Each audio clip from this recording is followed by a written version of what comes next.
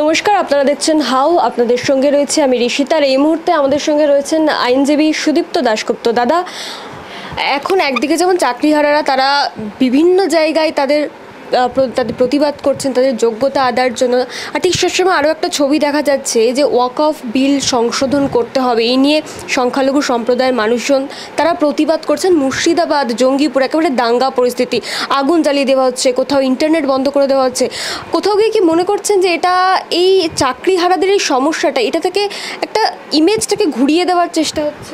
একদমই একদমই এই যে এত বড় একটা দুর্নীতি হয়েছে, এখান থেকে মানুষের নজরকে সরানোর জন্য সুকৌশলে এটা তৃণমূল এবং বিজেপি খুব সুকৌশলে এই পদ্ধতিটা অ্যাডপ্ট করেছে।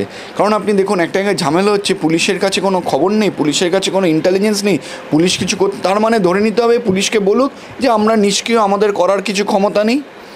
সেটা এই যে এটা করতে দেওয়া হচ্ছে তার কারণ হলো চাইছে যে এই জিনিসটা হোক, যাতে করে এই যে এত বড় দুর্নীতি হয়েছে এই দুর্নীতির থেকে মানুষের চোখটা সরানো যায়। আমরা দেখেছি যখনই রাজ্য সরকার বা কেন্দ্রীয় সরকার কোনো ঝামেলায় পড়ছে, মানুষ তাকে প্রশ্ন করছে, তখনই এই ধর্মের সুরসুরি কিন্তু লাগিয়ে দেওয়া হচ্ছে।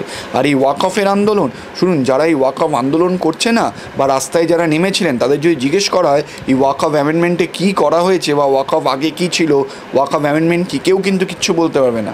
আপনার ওয়াকফ অ্যামেন্ডমেন্ট বিল হয়েছে, কেউ বলবে সঠিক হয়েছে, কেউ বলবে বেঠিক হয়েছে। আমি যাই মনে করি এটা একটা আইন হয়েছে, আমি ভারতবর্ষের নাগরিক, আমি গিয়ে কোর্টে চ্যালেঞ্জ করব, কোর্ট যদি বলে ঠিক তবে ঠিক, কোর্ট না বলে ঠিক তবে ঠিক। আমি আন্দোলনও করতে পারি, আমার 100% অধিকার আছে আন্দোলন করার। কিন্তু এইটা যেটা হচ্ছে এটা আন্দোলন না, এটা দুষ্কৃতিবাজি হচ্ছে, এটাকে আন্দোলন বলে না। সুপ্রিম কোর্টের যে রায়, সেই রায়কে কার্যত চ্যালেঞ্জ করে মুখ্যমন্ত্রী আবারও মধ্যশিক্ষা পর্ষদকে দিয়ে রিভিউ পিটিশন করছেন। কি মনে হয়, কিভাবে দেখছেন বিষয়টা? আদৌ কি এই রিভিউ পিটিশনে কোনো সুরাহা হবে? দেখুন, প্রথম কথাই বলছি, এই যে আপনি বললেন না সুপ্রিম কোর্টের রায়কে চ্যালেঞ্জ করে মধ্যশিক্ষা পর্ষদকে দিয়ে রিভিউ পিটিশন, এটা একটা রং ন্যারেটিভ উনি বাজারে ছড়িয়ে দিচ্ছেন, যারা চাকরি গেছেন তাদের কাছে একটা মিথ্যে আশ্বাস দিচ্ছেন। কারণ আপনারা যদি দেখেন মধ্যশিক্ষা পর্ষদ কী আবেদন করেছে, সেখান থেকে পরিষ্কার যে ওনারা চাইছেন যে সুপ্রিম কোর্টের অর্ডার মেনে নতুন করে যাতে পরীক্ষা নেওয়া হয়, এবং সেই পরীক্ষা নেওয়া যতদিন না কমপ্লিট হচ্ছে ততদিন অবধি যাদের চাকরি গেছে তারা যেন চাকরি করতে পারে, এটা হচ্ছে আবেদন। কিন্তু তার সারমর্ম হলো তারা পরীক্ষা নিতে চাইছে সুপ্রিম কোর্টের রায় মেনে। কিন্তু এই চাকরি হারাদের, যাদের চাকরি চলে গেছে, তাদের কাছে মমতা ব্যানার্জি বার্তা দিচ্ছেন যে আমি আবেদন করেছি, কারুর চাকরি যাবে না। সম্পূর্ণ মিথ্যে, সম্পূর্ণ ভুল একটি ন্যারেশন, এবং ইচ্ছাকৃতভাবে বিভ্রান্ত সৃষ্টি করার জন্য এটা করা হচ্ছে। এখন আমরা দেখতে পাচ্ছি যে তারা যখন নিজেদের যে যোগ্যতা, সেই যোগ্যতা আদায় করার জন্য তারা যখন রাস্তায় নামছেন, তারা ডিআই অফিস অভিযান করছেন, তখন তাদেরকে পুলিশের হাতে লাথি খেতে হচ্ছে। দেখুন, এটা শুধু প্রথম না, আপনারা হয়তো ভুলে গেছেন, তখনও সুপ্রিম কোর্টের হিয়ারিং চলছে। তখনই যারা নিজেদের যোগ্য বলে দাবি করছিলেন তারা বলেছিল আমরা কালীঘাটে যাব, মুখ্যমন্ত্রীর সঙ্গে দেখা করব, তাদের তার ধারে কাছেই যেতে দেওয়া হলো না এবং তাদেরকে অ্যারেস্ট করা হলো, লাঠিচার্জ তখনও করা হয়েছিল, এখনও করা হলো। তার কারণ হলো মমতা ব্যানার্জি জানেন যে আজকে এই পুরো যে ঝামেলা, পুরো দুর্নীতি, তার জন্য সেটা উনি করেছেন, ওনার সরকার করেছে। আর কোনোভাবেই উনি চাইছেন না যাতে এই যোগ্যরা কোনো প্রকৃত সুরাহা খুঁজে পাক, কারণ যেন তেন প্রকারে উনি অযোগ্যদের পাশে আছেন। মানে সেটা প্রমাণিত কোথায়, যে নেতাজি ইন্ডোরে উনি বলছেন যে আগে যোগ্যদের দেখে নি তারপর অযোগ্যদের। কি দেখবেন উনি অযোগ্যদের? এসএসসি অ্যাডমিট করে নিয়েছেন এরা অযোগ্য, হাইকোর্ট বলেছে, সুপ্রিম কোর্ট বলেছে, উনি কি সবার ওপরে উনি দেখবেন? প্রেসিডেন্টেরও এটা দেখার ক্ষমতা নেই, আর উনি এটা দেখবেন যে সুপ্রিম কোর্ট হাইকোর্ট বলে দিয়েছে, এসএসসি বলে দিয়েছে এর অযোগ্য, তারপরে উনি অযোগ্যদের দেখবেন? তার মানে হলো উনি চাইছেন অযোগ্যদের চাকরি বাঁচানো। কারণ অযোগ্যদের চাকরি চলে গেলে ওনারা তো এই নেতাগুলোর কলার ধরবে যাদেরকে টাকা দিয়ে চাকরি পেয়েছে, সেটা আটকানোর জন্যই উনি চেষ্টা করছেন। ওনার সরকার, এসএসসি সবাই এখনও অবধি চেষ্টা করে যাচ্ছে যে অযোগ্যদের বাঁচানোর জন্য, এবং তার জন্য যাবতীয় যা যা মিথ্যে কথা বলা দরকার, মিথ্যে আশ্বাস দেওয়া দরকার, উনি সেটাই দিচ্ছেন। একজন আইনজীবী হিসেবে কি বলবেন যে রিভিউ পিটিশন মধ্যশিক্ষা পর্ষদ পাঠিয়েছে, তাতে করে আপনি বলছেন যে সেটা নতুন করে পরীক্ষা নেওয়ার জন্য, সেক্ষেত্রে মুখ্যমন্ত্রী যেটা ইন্ডোর স্টেডিয়ামে দাঁড়িয়ে বলেছেন একেবারে আমি থাকতে কারোর চাকরি যেতে দেবো না, তাহলে এই রিভিউ পিটিশনে তাদের চাকরি যে ফিরে আসবে এরকম কোনো সম্ভাবনা নেই? একদমই নেই। উনি পুরোটাই মিথ্যে আশ্বাস দিচ্ছেন। আজকে যারা আন্দোলন করছে, কালকে যারা গেল বেরিয়ে অনেক কথা বলল, তারা গিয়ে বলুক না মধ্যশিক্ষা পর্ষদ কি বলেছে, যে আমরা নতুন পরীক্ষা নেব, যতদিন না পরীক্ষা শেষ হচ্ছে ততদিন অবধি এরা চাকরি করবে। তার মানে নতুন পরীক্ষার পর এরা অনেকে চাকরি নাও করতে পারে। এই যে লিখিতভাবে আমি এটা জানাচ্ছি আর মুখে এরকম মিথ্যে আশ্বাস দিচ্ছি, এটা তো দ্বিচারিতা আর কিচ্ছু না। উনি ইচ্ছাকৃত চাইছেন এরম করে একটা ঝামেলা সৃষ্টি করবে, যাতে করে আবারও কোনো গণ্ডগোল হয়, নতুন পরীক্ষাটাও যাতে না হয়। শিক্ষামন্ত্রীর সঙ্গে বৈঠক হয়েছে চাকরিহারাদের, সেখানে শিক্ষামন্ত্রী বলছেন যে 2 সপ্তাহের মধ্যে যোগ্য অযোগ্যের তালিকা আমরা প্রকাশ করব। এতদিন করেননি, এখন কিভাবে করবে? এটাও একটা মিথ্যে আশ্বাস। উনি 5 বছরে করতে পারলেন না, এখন করবেন? এখন করার জন্য যদি ওনাকে জিজ্ঞেস করা হয় যে আপনি বলুন তো যে কারা এরকম যারা ভ্যাকেন্সির চেয়ে বেশি চাকরি পেয়েছে, সেই নামগুলো কারা, যারা ইন্টারভিউতে পয়সা দিয়ে চাকরি পেয়েছে সেই নামগুলো কারা, আসলে ওনাদের এই শিক্ষামন্ত্রী বলুন বা যাদেরই বলুন, ওনাদের এই বোঝার ক্ষমতা আছে কিনা আমার সন্দেহ। যে একটা নিয়োগ প্রক্রিয়ার পুরোটাই যখন বাতিল হচ্ছে এই বলে যে ভায়োলেটিভ অফ আর্টিকেল 14 অ্যান্ড 16, সেইখানে কে যোগ্য আর কে অযোগ্য সেটা এখন ইমম্যাটেরিয়াল। দ্বিতীয় কথা, ওনাকে যদি সত্যি বার করতে হয় কে যোগ্য অযোগ্য, আবার 2 সপ্তাহর সময় কিসে? আমি দেখছি বেরিয়ে এসে কিছু চাকরি যাদের হারিয়েছেন তারা বলছেন যে ওনারা বলেছেন ওনারা আইনি পরামর্শ। কিসের আইনি পরামর্শ? অলরেডি ডিভিশন বেঞ্চ তো বলে দিয়েছে আপনি ওএমআর পাবলিশ করুন। কেন ওএমআর পাবলিশ করছে না এখনও অবধি?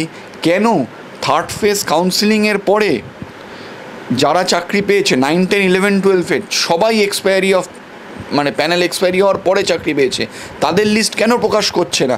শুধুমাত্র এসএসসি এখনও বলছে 8th ফেজ কাউন্সিলিং হচ্ছে এক্সপায়ারি অফ প্যানেলের পরে, কিন্তু সুপ্রিম কোর্ট বলে দিয়েছে যে 3rd ফেজের পর থেকে যারা অ্যাপয়েন্টমেন্ট সবাই বেআইনি। যদি এই প্রকৃত লিস্ট বার করে দেখবেন যারা আন্দোলন করছে তাদের মধ্যেও অনেকে অযোগ্য বেরিয়ে যাবে। তারপর বলুন প্যানেলের বাইরে কারা কারা চাকরি পেয়েছে নাম্বার করুন, কাদের নাম, যেখানে সুপ্রিম কোর্ট বলে দিয়েছে যে সুপারিশ এসএসসি যা করেছে তার থেকে অধিক নিয়োগ হয়েছে এবং এটা বেআইনি, এটা সুপ্রিম কোর্ট মেনে নিয়েছে। এসএসসি যা যুক্তি দিয়েছে সেই যুক্তি মানেনি, তাহলে ওই যে এক্সট্রা অ্যাপয়েন্টমেন্ট এরা কারা পেয়েছে তার তালিকা দিক, কারা ইন্টারভিউতে পয়সা দিয়ে তাদের ইন্টারভিউ নম্বর বাড়িয়েছে সেই তালিকা দিক। যোগ্য অযোগ্যর তালিকা বার করা তো অনেক দূরের কথা, আগে ওএমআর পাবলিশ করুন, এই লিস্ট পাবলিশ করুন, আপনি ইন্টারভিউ স্কোরশিটের মাস্টার রোল পাবলিশ করুন, তারপর গিয়ে তো আপনার একটা সদিচ্ছা দেখা যাবে। সবথেকে ইম্পর্টেন্ট যেটা ওনাদেরই আইনজীবী অভিষেক মনু সিংভিও বলেছে, রিভিউর চান্স খুব সংকীর্ণ, খুব অল্প চান্স। এই যে এটা এখন সবাইকে বুঝে নিতে হবে, এই যে আশ্বাস বিভিন্ন জায়গা থেকে সরকার দিচ্ছে এটা হলো মিথ্যে আশ্বাস। একটা প্রক্রিয়া যখন দুর্নীতির কারণে বাতিল হয়েছে, যেখানে সুপ্রিম কোর্টের বিভিন্ন রায় বলছে একটা নিয়োগ প্রক্রিয়ায় যদি একজনও দুর্নীতিগ্রস্ত ক্যান্ডিডেট থাকে পুরো নিয়োগ প্রক্রিয়াটাই প্রশ্নচিহ্নের মুখে চলে আসে, আর এখানে হাজার হাজার দুর্নীতিগ্রস্ত ক্যান্ডিডেট। এবং এসএসসি আজকে দাঁড়িয়ে এসে সুপ্রিম কোর্টে লাস্ট দিন অবধি বলেছে যে কোনোভাবে তাদের পক্ষে সম্ভব না সঠিকভাবে বলা কতজন দুর্নীতিগ্রস্ত, সেখানে আজকে দাঁড়িয়ে ওনারা বলছেন যোগ্য অযোগ্য। এটা আরেকটা দ্বিচারিতা, আরেকটা মিথ্যে আশ্বাস, আর কিচ্ছু না। অর্থাৎ আইনের পথেই যদি দেখা যায় সেক্ষেত্রে এই রিভিউ পিটিশন করুক বা 2 সপ্তাহের মধ্যে যোগ্য অযোগ্যের তালিকা তারা সামনে আনুক, সেক্ষেত্রে যারা চাকরি হারিয়েছে, যারা সত্যিই যোগ্য, কোথাও গিয়ে কি একটু হলেও আশা আলো রয়েছে যে তাদের চাকরিটা ফিরতে পারে? দেখুন, আপনি যদি আইনের দিক দিয়ে বলেন, আমি আপনাকে বলবো যে একেবারে আইনের দিক দিয়ে বললে প্রায় চান্স নেই বললেই চলে। কারণ যেরকম জাজমেন্ট সুপ্রিম কোর্ট দিয়েছে, হাইকোর্ট দিয়েছে, তারপরে রিভিউ করে কিছু হবে বলে মনে হয় না। কারণ রিভিউর গ্রাউন্ড হলো, যদি লিগাল গ্রাউন্ডে কোট আনকোট হয়, এরার অ্যাপারেন্ট অন রেকর্ড, মানে একেবারে পড়ে মনে হচ্ছে কোনো ভুল হয়েছে। পরবর্তীকালে কি হলো না হলো তার বেসিসে রিভিউ হয় না, এবং এটা ওনাদের আইনজীবীও জানে, ওনাদের আইনজীবী অভিষেক মনু সিংভিও সেটাই বলেছেন।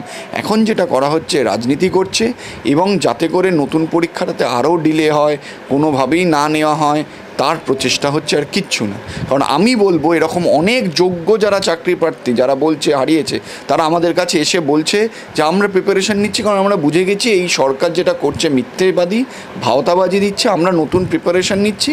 আর যদি অন্য কোথায় আমরা আগে যেখানে চান্স পেয়েছিলাম সেই চাকরি যদি ফিরে পাওয়া যায়, সেই তার ব্যবস্থা আমরা করতে পারবেন কিনা দেখুন। কিন্তু আমরা বুঝে গেছি আমাদের চাকরি ফিরবে না।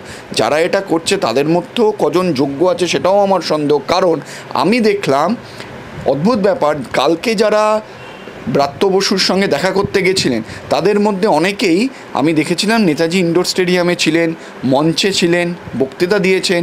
অনেকের শোনা যাচ্ছে অনেকে নাকি ওই রকম ওই অধিকার মঞ্চ থেকে পাস দেওয়া হয়েছিল, শুধুমাত্র যোগ্য, সবার গলায় ঝোলানো ছিল আমরা যোগ্য।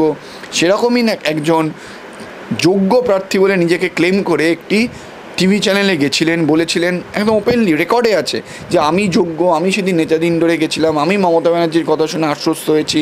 কিন্তু পরবর্তীকালে দেখা গেছে উনি অযোগ্য, উনি ওএমআরের 4টে অ্যাটেম্প করে 53 পাওয়া ক্যান্ডিডেট, এবং ওনার ক্যান্ডিডেচার এসএসসি বাতিল করেছে। তাই এই যে এখানে সবাই বলছে আমি যোগ্য, আমি যোগ্য, কে যোগ্য সেটা কিন্তু এখনও প্রমাণিত হয়নি। সবাই নিজেকে যোগ্য বলেই ক্লেম করছে। তারপর দেখা যাচ্ছে যে ওর মধ্যে অনেক অযোগ্য, যেটা নেতাজি ইন্ডোরে প্রমাণিত হয়ে গেছে যে অনেক অযোগ্য ওখানে ঢুকে গেছে গলায় যোগ্যের পাস দিয়ে। অন্যান্য কলেজের প্রিন্সিপাল, ভাইস প্রিন্সিপাল বা ওয়েব কুপারের যারা মেম্বার তারাও তো ছিল। স্বাভাবিক ব্যাপার, কারণ মমতা ব্যানার্জি তো বুঝে গেছিলেন। কারণ যদি এসব না করতেন ওনার নেতাজি ইন্ডিয়াম এমনিও হাফও ভর্তি হয়নি, যতটুকুনি ভর্তি হয়েছে সেটাও হতো না যদি এরকম নিজেদের লোককে না ঢুকিয়ে এই ঢোকাতো, তাহলে আরোই ভর্তি হতো না। মুখ্যমন্ত্রী বলছেন বিকাশ রঞ্জন ভট্টাচার্য কেন এই মামলাটা করেছিল, কারণ যদি উনি কারোর চাকরি না দিতে পারেন, চাকরি খাওয়ার অধিকার নেই। দেখুন এই যে এই কথাবার্তাগুলো, এই কথাবার্তার মানে জবাব দেওয়াটাই মানে আরও বড়, মানে কি বলবো, বোকামি, আরও বড় বোকামি। মামলা উকিল করে না, উকিলের যারা বঞ্চিত তারা উকিলের কাছে এসছে, তারা মামলা করেছে। উনি তো 2019 সাল থেকে জানতেন যে এই দুর্নীতি হয়েছে, উনি ব্যবস্থা নেননি কেন? উনি তো 2019 সালে একটি কমিটি গঠন করে দিয়েছিলেন পার্থ চ্যাটার্জিকে দিয়ে, সেই কমিটি তো এত সব দুর্নীতিগ্রস্ত অ্যাপয়েন্টমেন্ট দিয়েছেন, পরবর্তীকালে কমিটিকে বেআইনি বলেছে কোর্ট। উনি জানতেন না? বারংবার যখন এই মামলার শুনানি হয়েছে, এসএসসি থেকে বলা হয়েছে, এসএসসি নিজে বলছে হ্যাঁ এইগুলো আমাদের ভুল হয়েছে, উনি জানতেন না? তখন উনি কোনো ব্যবস্থা নেননি। যখন জাস্টিস গাঙ্গুলি এই বেআইনি নিয়োগ বাতিল করে নতুন যারা যোগ্য তাদের নিয়োগ করার চেষ্টা করছিলেন, তখন তো উনি অ্যাপিল করলেন ডিভিশন বেঞ্চে, সুপ্রিম কোর্টে উনি অ্যাপিল করলেন, তার ফল হচ্ছে আজকে যে বাতিল হয়েছে। উনি যদি প্রথমে এই অযোগ্যদের জন্য না লড়ে অযোগ্যদের বাদ দিয়ে বঞ্চিত যারা তাদের চাকরির ব্যবস্থা করতেন, তাহলে আজকে এই পরিস্থিতিটাই হতো না। উনি চাইছিলেন, এখনও চাইছেন যাতে যেন তেন প্রকারে যাতে অযোগ্যদের চাকরিটা বাঁচে, তাই জন্যই যোগ্য অযোগ্যটা মিলিয়ে দিচ্ছে, সবাইকে এক করে দিচ্ছে। আজকে যদি ওনাকে দাঁড়িয়ে জিজ্ঞেস করা হয় কে যোগ্য বলুন তো, ব্রাত্য বসুকে জিজ্ঞেস হয় কে যোগ্য বলুন তো, উনি বলতে পারবেন না, কেউ বলতে পারবেন, কারণ কারোর কাছে কোনো তো হিসেবই নেই।